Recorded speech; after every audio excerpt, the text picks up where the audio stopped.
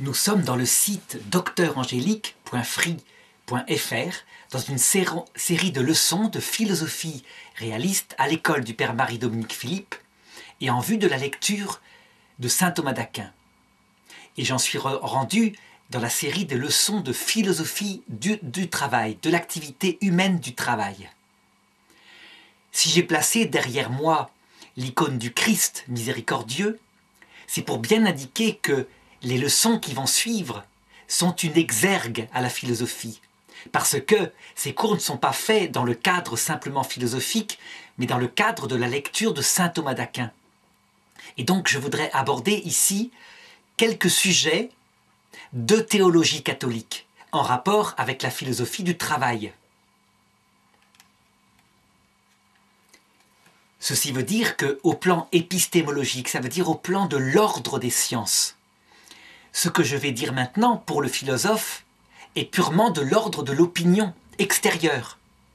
En tant que philosophe, il n'a aucun accès aux données que je vais indiquer puisque elles sont fondées d'abord sur une révélation, la révélation du Christ qui pour le moment ne rend pas évidente sa divinité et son message.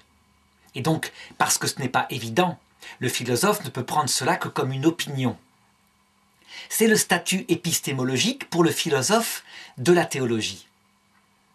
Et ensuite, deuxièmement, comme il s'agit de sujets en rapport avec l'eschatologie, ça veut dire ce qui se passe à la fin du monde et dans l'autre monde, et que ces sujets sont largement cachés par Jésus dans sa révélation, au point que saint Paul dit à un moment donné, dans la première épître aux Corinthiens, chapitre 2, verset 9, que l'œil n'a pas vu, que l'oreille n'a pas entendu, que l'esprit n'a pas pu comprendre la plénitude de ce qui a été préparé par Dieu en vue de ceux qui l'aiment dans l'autre monde.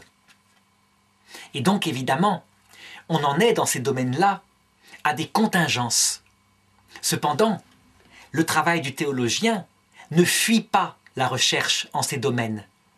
Et on voit, lorsqu'on lit par exemple saint Thomas d'Aquin sur ces sujets, dans ce qu'on appelle le supplément à la somme théologique, donc le dossier sur l'eschatologie, qu'il ne put pas terminer puisqu'il mourut avant d'avoir achevé sa somme théologique. Donc lorsqu'on lit ce qu'il dit par rapport à la nature de l'autre monde, de la vie éternelle, eh bien on voit que certains éléments, évidemment, ne peuvent plus être gardés. Et donc, ces leçons que je fais en théologie sont dans l'esprit thomiste, mais ne sont pas dans la lettre thomiste, sur certains points. Je pense qu'un thomiste, c'est-à-dire un disciple de saint Thomas, ne fait pas que répéter la lettre des conclusions auxquelles il aboutit au Moyen-Âge, mais avec sa méthode, qui consiste à observer philosophiquement du mieux qu'on peut la nature humaine, et à se fonder sur la totalité de la révélation, qui est non seulement dans l'écriture, non seulement chez les saints docteurs canonisés, mais qui est dans la confirmation par le magistère infaillible, le magistère catholique, porté par des pauvres hommes qui sont les papes, mais qui est revêtu d'un charisme, c'est ce que croient en tout cas les catholiques, un charisme d'infaillibilité pour dire le vrai et le faux dans ces domaines théoriques. Eh bien, en utilisant cette méthode où science et foi marchent ensemble comme deux affectionnés, on obtient certaines conclusions. Et donc la première question que je voudrais poser, c'est celle-ci. Est-ce que les œuvres d'art, est-ce que les œuvres magnifiques que l'homme a fait sur terre depuis le début de l'humanité, est-ce qu'elles subsisteront à la fin du monde? Qu'est-ce que deviendront ces œuvres magnifiques? Ou est-ce qu'elles seront transportées dans l'autre monde? C'est évidemment une question qui se pose, surtout lorsqu'on regarde, par exemple, la beauté des cathédrales, ces sculptures de pierre, sans compter les autres œuvres, les autres merveilles du monde qui sont sorties du génie humain, ces chefs-d'œuvre dont on ne garde d'ailleurs que très peu finalement. Ça veut dire que lorsqu'on regarde par exemple les 7 merveilles du monde grec, il n'en reste plus qu'une qui est debout, c'est-à-dire les pyramides de Gizeh. Et encore, sont-elles déjà rongées par l'érosion, qui fait que, de loin, elles ressemblent un peu à ce qu'elles étaient, mais elles ont perdu leur caractère blanc, brillant, rayonnant au soleil comme un diamant, et les faces parfaitement plates devaient, en fonction de la place du soleil, faire briller de 1000 feux, un petit peu comme le fait un cristal. Donc, lorsqu'on voit ces œuvres, ces réalisations humaines qui sont là devant nous, on se dit que forcément, elles seront préservées pour l'éternité, parce qu'elles sont le fruit du travail de l'homme. On se dit que Dieu ne peut pas les détruire. Alors, pour répondre à cette question, je crois qu'en premier, il faut commencer par avoir un regard philosophique sur ces œuvres, sur la matière dont elles sont faites. Eh bien, ces œuvres faites en pierre, et parfois en pierre extrêmement dure, en réalité, par rapport au temps humain, qui est très court, on peut dire que la civilisation humaine, elle est peut-être apparue il y a 5000 ans. 5000 ans, c'est très court par rapport au temps géologique. On sait que, par exemple, les hominidés, animaux, avant que l'âme spirituelle apparaisse, ont au moins 5 millions d'années. 5 millions d'années par rapport à 5000 ans, c'est absolument inimaginable en durée. Et donc, lorsqu'on regarde la totalité des œuvres qui ont été produites par l'humanité, et qu'on regarde les œuvres anciennes et leur état actuel, pourtant peu de temps a passé, on s'aperçoit que finalement, c'est comme si elles étaient faites en savon et non pas en pierre. Ça veut dire que la matière qui les compose et dans laquelle les artistes ont sculpté de tout leur cœur, avec tout leur art, des merveilles, la matière, elle s'use. Et si on pouvait accélérer le temps, c'est pour ça que je prends la comparaison du savon, c'est comme si on faisait une magnifique sculpture en savon et qu'on la mettait dehors. Et la pluie passe, on la laisse comme ça, simplement 2 mois. Et puis on revient la regarder. Eh bien, on la trouverait dans le même état que les pyramides de Gizeh, comme si les gouttes d'eau, le vent, le soleil, avaient rongé la nature même de ces œuvres. On peut comparer finalement ces œuvres magnifiques aux mandalas que font les bouddhistes. Ils passent quelquefois 10 ans à faire en sable des dessins magnifiques dans une pièce, des dessins absolument fabuleux. Et puis, lorsqu'ils ont terminé leur dessin, tout d'un coup, ils font un courant d'air et en un instant, l'œuvre est détruite. C'est une façon pour eux d'indiquer comment elle passe la figure de ce monde. Et d'ailleurs, c'est un texte de saint Paul qui le dit dans la première épître aux Corinthiens, chapitre 7, verset 31. Elle passe la figure de ce monde. Il me vient une autre analogie pour montrer ce que sont que les œuvres qu'on fabrique. C'est par exemple un artiste dont j'ai repéré les œuvres sur Internet, un artiste fabuleux, une sorte de SDF qui, avec simplement des craies d'écoliers de toutes les couleurs, sur les trottoirs de New York et afin de mendier, fait des dessins à plat, qui sont si beaux que lorsqu'on prend une photographie, ils paraissent en 3 dimensions. Donc on dirait par exemple une énorme cascade qui tombe dans le bitume et qui va plonger dans un gouffre de plusieurs centaines de mètres. Et pourtant c'est à plat, c'est avec de la craie. Alors évidemment, les gens qui sont là devant un tel talent se disent « mais il faut qu'il les fasse sur des toiles, avec de la peinture à l'huile, et il les vendra des millions, parce que les gens s'arracheront ces œuvres-là pour les mettre dans leurs appartements. » Eh bien lui non, il les fait en craie, les gens contournent, et puis il s'en va, et puis à un moment donné les gens commencent à marcher dessus, et puis comme l'œuvre s'efface avec la pluie, il marche de plus en plus et elle disparaît. Eh bien ça c'est une image de ce qu'on constate, à savoir que les choses passent. Nos cathédrales elles-mêmes, si elles sont actuellement en bon état après 800 ans, 900 ans, c'est parce qu'elles sont sans cesse restaurées. Mais si on les laissait comme cela, elles deviendraient des falaises dont il tombe des pierres par terre au point que ça deviendrait dangereux de passer à côté.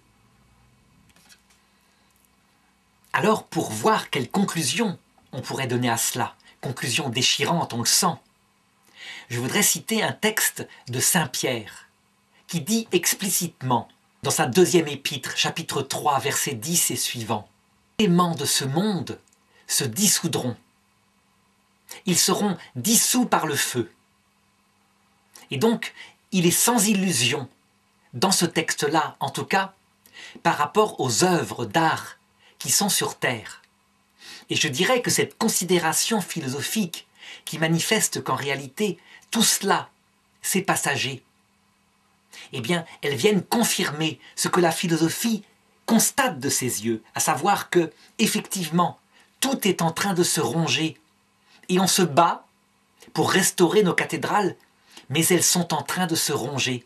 Et il suffirait, par exemple, qu'en Europe, il y ait ne serait-ce que 300 ans où tout d'un coup l'argent ne coule plus à flot, où les gens se remettent à galérer pour gagner leur vie, et donc où on mettrait les choses sur le principal, la survie.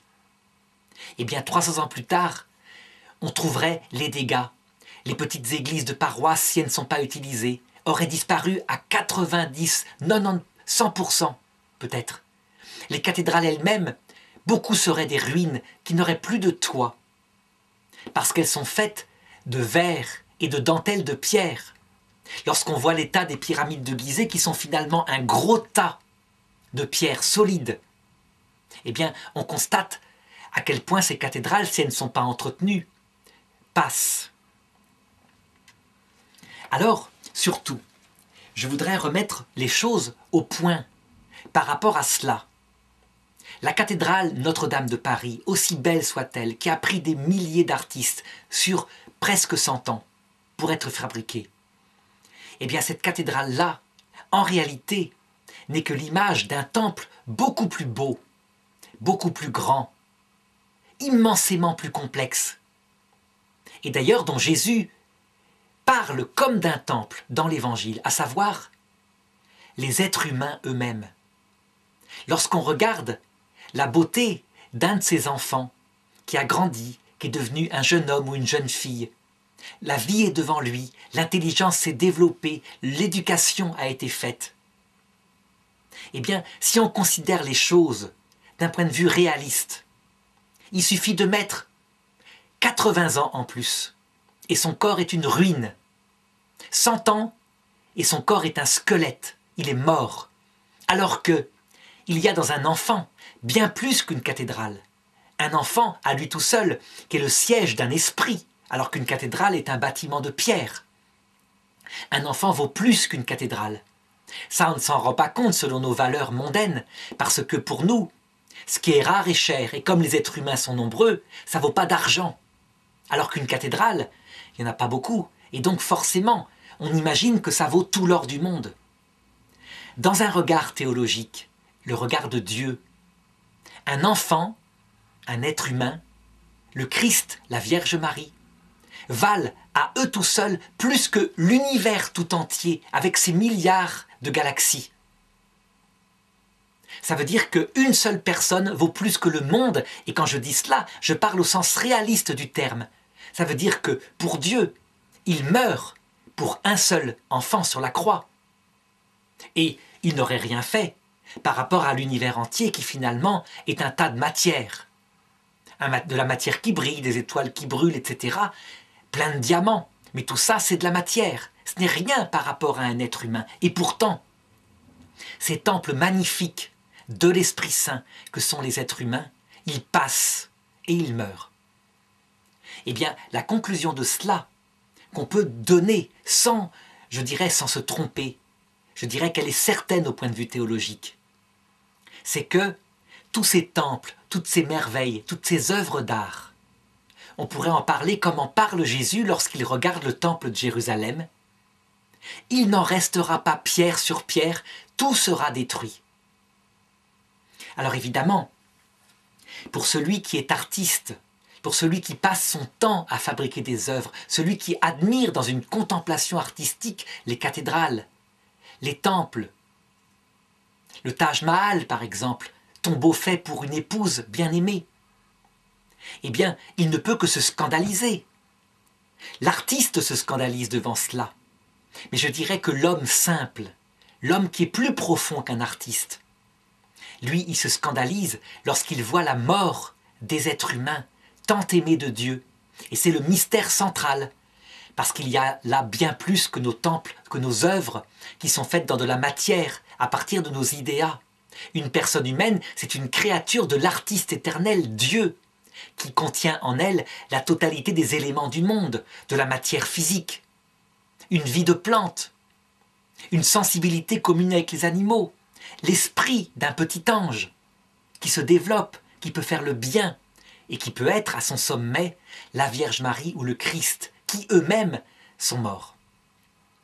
Alors évidemment, si je m'arrête là et je dis le Christ et la Vierge Marie sont morts sans raconter la suite, tout cela est désespérant. Mais évidemment, tout prend sens lorsqu'on dit la suite, à savoir, 3 jours plus tard, disait Jésus, je le rebâtirai ce temple. Et évidemment, les Juifs qui étaient là autour de lui pensaient qu'il parlait du temple de Jérusalem qui avait été construit par Hérode et qui venait d'être terminé, qui brillait de tous ses feux. Mais comme dit saint Jean, il parlait de son corps qui allait être supplicié et 3 jours plus tard il ressusciterait et les disciples le comprirent lorsqu'il fut ressuscité. Mais je dirais qu'il parlait aussi de la Vierge Marie qui, d'après le pape Jean-Paul II, connut la mort, véritablement, une vraie mort, prit le chemin de tous les hommes, elle qui était immaculée, qui n'aurait pas dû mourir, et ressuscita, et fut montée au ciel corps et âme, où elle vit dans l'autre monde. Et évidemment, ceci fait référence aussi à notre propre destin, à nous, temple de l'Esprit Saint. Ça annonce notre propre résurrection, qui viendra au bout de 3 jours. 3 jours symboliques qui signifient le temps que dure ce monde. Et à la fin du monde, il nous ressuscitera, Dieu. Alors, mais qu'en est-il maintenant des œuvres des artistes, des toiles de maître, des cathédrales, des temples? Est-ce que eux aussi seront ressuscités, seront transportés dans l'autre monde intacts? Est-ce que par hasard, les beaux temples d'Égypte, maintenant tous en ruine, qui ont perdu leur couleur, est-ce que Dieu leur rendra leur beauté, fera revenir le temps en arrière et les emmènera dans l'autre monde? Eh bien, je répondrai qu'il ne faut pas se faire d'illusions. Cette matière qui compose notre monde, elle est, par sa nature, empreinte de corruptibilité. Et certes, c'est peut-être la matière qui composera aussi l'autre monde, mais alors elle sera revêtue d'incorruptibilité. Mais entre-temps, dit saint Pierre, les éléments qui composent ce monde se dissoudront. D'autre part, lorsqu'on regarde une cathédrale comme Notre-Dame de Paris, on est saisi par sa beauté, comme les apôtres le furent par le temple d'Hérode. Seulement, analysons les choses dans le regard de Dieu. Ces cathédrales-là, certes, elles sont le fruit de la foi d'une génération, du travail d'hommes qui véritablement y mirent leur cœur pour mettre la gloire de Dieu en avant. Mais elles sont aussi le fruit de l'homme tout entier, de sa convoitise, de certains qui profitaient en se frottant les mains pour vendre plus cher les matériaux, pour d'autres qui peut-être, dans ces temples-là, commirent le péché, le sacrilège. En fait, ces cathédrales, aussi belles soient-elles, elles portent d'ailleurs sur elles, sur leur mur extérieur, des gargouilles et des dessins de démons. On laissait entière liberté aux artistes, pour ce qui est de l'extérieur de l'église, de mettre ces dessins de diable pour indiquer la part de péché, de corruption qui est présente dans toutes les œuvres humaines. De plus, fondamentalement, lorsqu'on regarde cette époque des cathédrales, qui est le sommet de la gloire de la civilisation chrétienne réalisée, eh bien, comme tout sommet, elle a produit dans l'homme des fruits de corruption. Ça veut dire l'orgueil d'une civilisation chrétienne qui se mit à se penser comme la plus belle du monde, la plus puissante. Et c'est de là, de cet orgueil-là, que sortirent les siècles suivants. Lorsque cette chrétienté se divisa, qu'elle perdit son unité, sa puissance. Les guerres de religion, ça veut dire que au nom, non pas du Christ, mais de la civilisation chrétienne qu'on pensait la meilleure, catholiques et protestants se mirent à s'entretuer. Le fanatisme naquit, la haine, la guerre, le meurtre, et on ne peut même pas imaginer tout ce que firent les uns et les autres, les uns contre les autres, pourtant tous fils du Christ. Et bien voilà pourquoi, lorsqu'on regarde les choses au sens propre, tout doit être purifié par le feu, dit saint Pierre. Pas seulement notre corps par le feu de la mort, mais aussi ces œuvres-là. Alors évidemment, il y a une chose qui doit rassurer, c'est que, on l'a vu tout au long de l'analyse de l'activité artistique, l'œuvre n'est que le fruit du travail humain, qui lui-même n'est que la réalisation du projet, de l'idéa qui est porté par l'artiste. Et dans le cas des cathédrales, par le penseur de la cathédrale. Par exemple, pour la première de ces églises à Saint-Denis, l'évêque Sugère, qui pensa les choses. Et donc, c'est l'idéa qui est la source de la cathédrale. Et l'idéa de l'artiste qui pensèrent les cathédrales gothiques, puisque c'est d'elle que je prends comme exemple maintenant, était une idée de lumière, une pierre qui avait perdu sa lourdeur, son poids, pour devenir presque ténue par rapport aux vitraux qui eux-mêmes laissaient passer verticalement la tension vers Dieu. C'était ça son inspiration. Et il le réalisa à travers des œuvres qui montent le plus haut possible pour cette époque. Entre-temps, s'il avait pu utiliser, comme on le fait maintenant, l'acier, on verrait des cathédrales bien plus hautes, qui s'élèveraient vers le ciel de manière bien plus forte, et bien plus légère et bien plus solide. À l'époque, on faisait ça en pierre. Est-ce que l'idéa de ces artistes de l'époque, leur projet artistique, était réalisé dans ces cathédrales de pierre? Je dirais bien sûr que non. Ils ne pouvaient pas. Les contingences de la matière lourde, pesante, de la matière qui s'effrite, elles étaient là, et donc ils firent au mieux avec ce dont ils disposaient. Qu'est-ce qui subsiste dans l'autre monde? L'œuvre peut-être pas, puisqu'on voit qu'elle se détruit. Mais les personnes qui ont pensé ces œuvres, Sugère, l'abbé Sugère, ainsi que tous les architectes dont on a oublié le nom, les artisans qui participèrent au projet, eux, ils sont vivants dans l'autre monde. Ils sont vivants actuellement, et tel qu'on le sait, lorsque la théologie catholique avance en se servant de la philosophie, ils sont déjà actuellement vivants, et ils gardent leurs sensations, ils voient, ils entendent, ils sont dans un vrai monde physique, déjà, avant même que leur résurrection, la résurrection de leur chair, ne soit réalisée. Et donc, ils ont emmené avec eux les facultés qui permettent l'idéa, à savoir non seulement l'intelligence, ça c'était évident, déjà au temps de saint Thomas, mais en plus, leur sensibilité, leur imagination est là, leurs souvenirs, les sensations qu'ils avaient eues sur terre. Tout est là. Et donc, si la source est là, qui est l'idéa, alors on peut dire que rien n'est perdu de l'œuvre. Donc plutôt que de pleurer sur les cathédrales qui se dissolvent et qui disparaîtront, il faut bien se dire en théologie catholique que la cause des cathédrales, les artistes qui l'ont pensé, ils sont vivants actuellement avec Abraham, Isaac, Jacob, dans le paradis, et pour ceux qui ont encore à faire du purgatoire, dans le purgatoire. Si la cause exemplaire n'est pas perdue, alors l'œuvre n'est pas perdue. Et donc, ceci résout notre problème. Est-ce que ces œuvres disparaîtront? Réponse, oui. Et elles disparaissent toutes. Et je dirais que c'est un signe qui nous manifeste que ce monde est passager, que ce n'est qu'une tente, qu'on n'y habitera pas pour toujours. L'Arche d'Alliance, portée sur des brancards, toujours mis dans une tente, le disait déjà à l'époque de Moïse. Et nous crûmes qu'il fallait s'installer sur terre et nous fabriquâmes des cathédrales pour l'indiquer. ça ne plaît pas forcément à Dieu. Elle passe la figure de ce monde.